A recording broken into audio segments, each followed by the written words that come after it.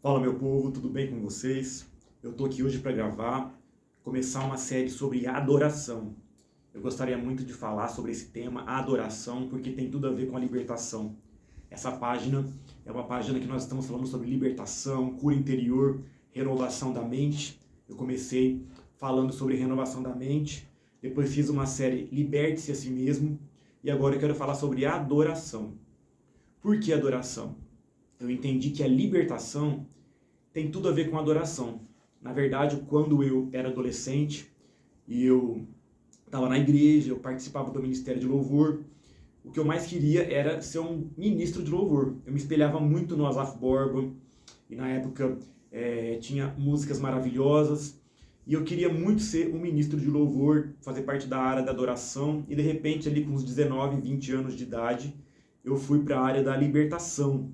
E eu fiquei me perguntando, mas Deus, o que tem a ver, né? Eu gostava tanto da área da adoração, por que eu fui parar na libertação? E recentemente Deus falou comigo, a libertação tem tudo a ver com a adoração que você sempre gostava. A libertação é uma guerra de altares. Na verdade, quando você vai ajudar uma pessoa na libertação, você está ajudando ela a derrubar os altares errados e levantar o único e verdadeiro altar que é do Senhor Jesus em nossas vidas. Então a libertação é uma guerra de altares. Por quê? Na verdade, no céu não vai ter libertação. A única coisa que vai permanecer no céu é a adoração por toda a eternidade. Mas enquanto nós estamos nessa terra, existe uma guerra de adoração. O inimigo seduz as nossas mentes e os nossos corações para que nós adoremos outros deuses. E quando eu falo outros deuses, eu não estou falando só das entidades, das imagens, mas muitas vezes o nosso próprio eu, a internet, um namorado, uma namorada, um marido, o dinheiro, o trabalho, o próprio ministério. Quantas pessoas são idólatras do próprio ministério? Enfim, quantas idolatrias, o sexo, quanta gente idolatra o sexo. A nossa cultura brasileira é muito sexólatra, né? Tem pessoas que dizem. E a libertação é isso, ajudar as pessoas, ajudar nós mesmos, ajudar as pessoas a derrubar os altares que não são de Deus, as idolatrias, aqueles altares que adoram outras coisas que não são o Senhor, para que nós possamos adorar somente ao Senhor Jesus, erguer, tirar as cinzas do verdadeiro altar e levantar o verdadeiro altar para o Senhor Jesus. E eu vou citar aquele texto clássico de João 4:23, né? Vem a hora e já chegou, em que os verdadeiros adoradores adorarão o Pai em espírito e em verdade, porque são esses que o Pai procura para que o adorem. Se o Pai procura, gente, eu acredito assim, se Deus procura é porque não é tão fácil achar. Se o Deus tem que procurar para encontrar, é porque não é tão fácil. E adoradores que o adorem em espírito e em verdade. Esse texto Jesus falou para a mulher samaritana, lá no poço, né? Aquela famosa passagem da mulher samaritana que teve 5 maridos. E Deus falou com ela sobre adoração. Porque ela perguntou para Jesus, Jesus, onde nós devemos adorar? Em Jerusalém, no monte? E Jesus falou para ela, olha, não é aqui ou ali, não é o lugar, mas é em espírito e em verdade. A verdadeira adoração é aquela adoração que exalta o nome de Deus em espírito e em verdade. Não tem a ver com a alma, não tem a ver com emoções, exaltação de emoções, exaltação de pessoas. Não é uma adoração emotiva, não é uma adoração aquela paixão emocional, mas é em espírito, e somente as pessoas que já experimentaram uma adoração genuína, um mover de adoração, sabem o que é isso. É algo maravilhoso, mas não é algo maravilhoso na alma, de sentimento, é algo lá no espírito. Adoração em espírito, contemplar a face de Deus. Nós precisamos aprender a contemplar a face de Deus. Por que o homem tem tanta facilidade de adorar tantas coisas? Na verdade, nós somos feitos para adorar. Nós fomos criados para adorar a Deus.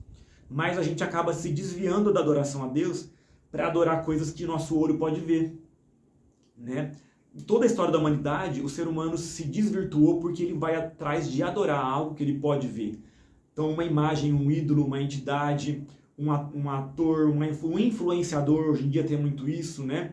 Algo que ele pode apalpar, sabe? A riqueza e tudo isso se torna uma idolatria, porque é algo que o olho pode ver. Mas o que o apóstolo Paulo falou lá em Atos, né? Nós adoramos o Deus invisível. Nós precisamos aprender a adorar o Deus invisível. E muitas vezes no reino de Deus nós procuramos coisas que a gente possa ver, E a gente fica atrás de sinais e maravilhas. Não que sinais e maravilhas não sejam de Deus, mas a gente quer ver alguma coisa, ver para crer. E Jesus falou, bem-aventurado aqueles que não viram e creram. Então, adorar o Deus invisível, aprender a contemplar a face de Jesus. E muitas vezes a gente quer ver Jesus, quer ver os anjos, mas não é aí que está a resposta. E mesmo que você vê, isso não vai te fazer adorar. Jesus falou naquela parábola do rico e do Lázaro, né? Quando o rico morreu, e ele falou, Senhor, permite que alguém dos mortos apareça para os meus parentes, que estão lá na terra ainda, para que eles creiam. E Deus falou para ele, olha, se eles não creram em Moisés e nos profetas, não vão crer em alguém mesmo que apareça alguém dos mortos. Então, a gente tem aquela ideia, às vezes, se eu ver, eu vou crer. Se eu ver um anjo, eu vou crer. Se eu ver um sinal, eu vou crer. É claro, isso edifica muito a nossa fé, mas eu lembro um livro do Kenneth Hagin, que era um evangelista, que ele fala o seguinte, quando ele se converteu, na verdade ele quase morreu, ele estava internado, e Jesus aparecia para ele no hospital, regularmente, e conversava com ele. E uma vez Jesus apareceu para ele e falou para ele, olha, Kenneth, essa é a última vez que eu estou aparecendo para você. Porque eu quero que você aprenda a me perceber no seu íntimo, a me escutar, a ter comunhão comigo no seu íntimo, porque essa é a forma como deve ser.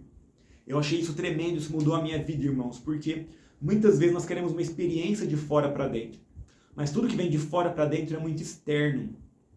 Mas aquilo que vem do nosso íntimo, como Jesus falou, aquele que crê em mim, do seu interior fluirão rios de água viva.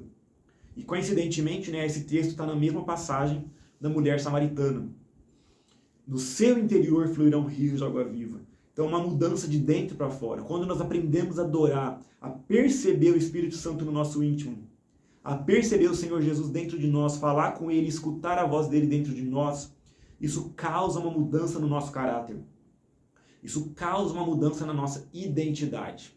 Sabe? Nós precisamos prestar atenção nisso. Aprender a contemplar a face de Deus para poder adorá-lo. E adorar a Deus é uma das melhores coisas que existe, porque inexplicavelmente você adora sem esperar nada em troca. Quando nós adoramos em espírito e em verdade. Em espírito quer dizer que não é na alma nem no corpo, é lá no espírito, lá dentro. E em verdade, sem mentira, sem falsidade, não é da boca para fora, não é em palavras repetidas, não é em rituais, mas é um verdadeiro porque você quer conhecer Jesus. Eu acho maravilhosa aquela música do Alessandro Vilas-Boas, Eu Quero Conhecer Jesus. Sabe? Então, aprenda a adorar, porque a adoração, nós nos tornamos semelhantes a tudo aquilo que a gente adora. Nós nos tornamos semelhantes a tudo aquilo que a gente adora. Eu lembro quando eu comecei na libertação, eu via nas pessoas a estrutura daquilo que elas adoraram.